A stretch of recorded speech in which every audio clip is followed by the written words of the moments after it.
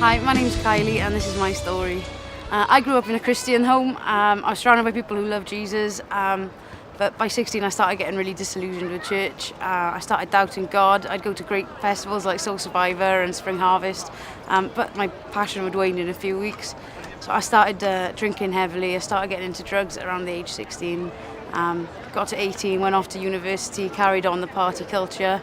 By 19 I was heavily depressed. I started taking antidepressants. They didn't really help, but they started to numb me. Between the antidepressants and the drink and the drugs, I started to be able to numb it all out. By 23 I was back living with my parents after a few failed ventures, still drinking heavily, still very heavily depressed.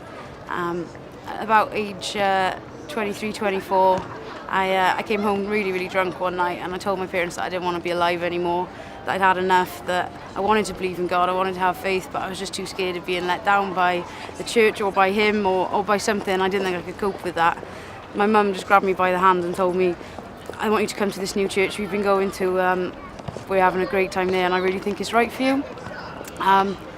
I'd seen a difference in my parents and my little brother over the last few months. They've been starting to go to this church in Cardiff where they just seem so happy to be there. I've never seen my parents so happy to go to church and to be so accepted and loved there. So I went along for a Christmas event and I found a group of people there that absolutely amazing. They absolutely love God, love Jesus, could not stop talking about the transformed lives that were going on every week in this church.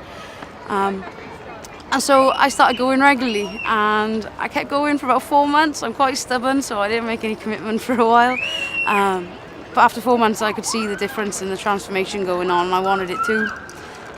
So I gave my life to Jesus in April 2 years ago, and I've never looked back since. God healed my depression. He's healed my foot. I actually, in January that year, slipped down a step and severely injured my foot.